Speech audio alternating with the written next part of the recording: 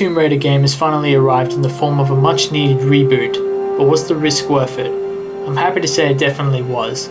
The new Lara Croft is exactly what this franchise needed, and the game was delivered in an Uncharted-like, over-the-top action-adventure work of art which is easily one of the best games this year.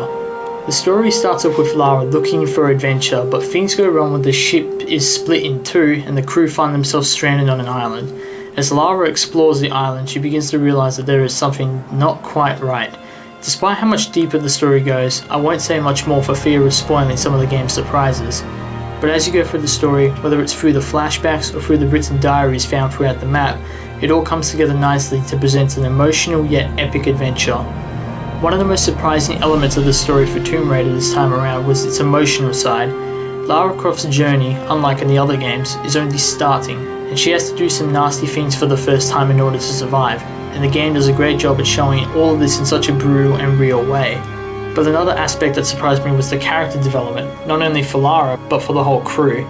Every character stranded with you have impressive character development, regardless if most of it's from notes and collectibles, but it results in you really caring for the characters and makes more of an impression when certain things happen later on.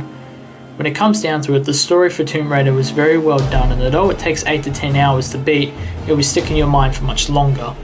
Tomb Raider's gameplay is very solid and very fun. The game may not be a true free roam, but there is enough freedom with the island that it never feels linear. It's actually one of the game's greatest strengths. Running around through the island is a true treat, not just from a visuals perspective, but just the feeling of adventure is present and makes the gameplay just so much better.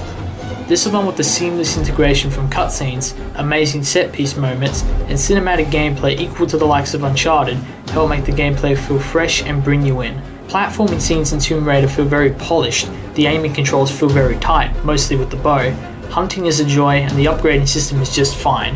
It's great gameplay executed well, but it's not flawless. Tomb Raider is very quick time event heavy, which is not everyone's cup of tea. It's also not that hard, especially when it comes to puzzles. But these are minor complaints that not everyone will even see as a complaint.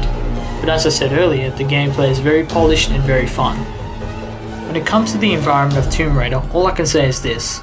The island itself is a character, a beautiful looking character. It's a true sight, and the amazing graphics go very nicely with the sets. Your freedom in the game is very open and allows you to explore the land in your own way, and there is a lot to find.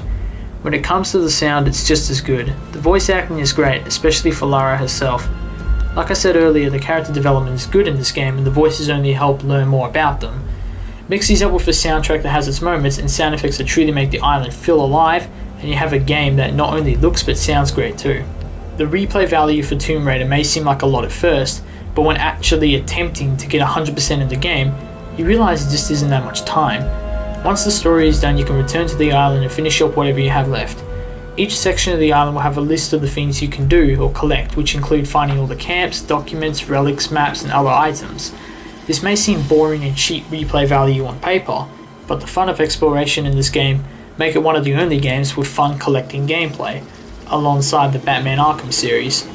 Like I said, when you enter the game, it seems like a lot at first, but when you actively start looking for these things, you find them pretty quickly, and before you know it, you're 100% done.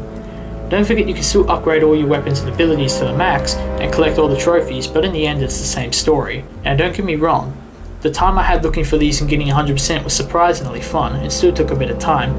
It's just it felt there should have been more, especially when the multiplayer portion of the game doesn't live up to the single player's greatness. The online multiplayer for Tomb Raider was simply put disappointing. It wasn't that it just wasn't as great as the single player, it didn't feel finished. It didn't feel like the same game. It felt more like a bad early beta and even looks like a PS2 game. It has a very small amount of game modes and maps and is at times just unplayable. The worst part is that the multiplayer had potential. It could have been as great as the single player, but instead became a frustrating and unfit multiplayer that no amount of patches can fix at this point. Despite a disappointing multiplayer portion, the campaign of Tomb Raider was a big surprise and is just plain excellent. Tomb Raider gives you the freedom you want in an adventure game like this, along with some epic action sequences, fun gameplay, and amazing visuals. All there is to say is, how in the world will the sequel be able to top this first outing of the new and improved Lara Croft? Thanks for watching. I'm Mega Gamer, and for more reviews or my Tomb Raider playthrough, check out my channel right now.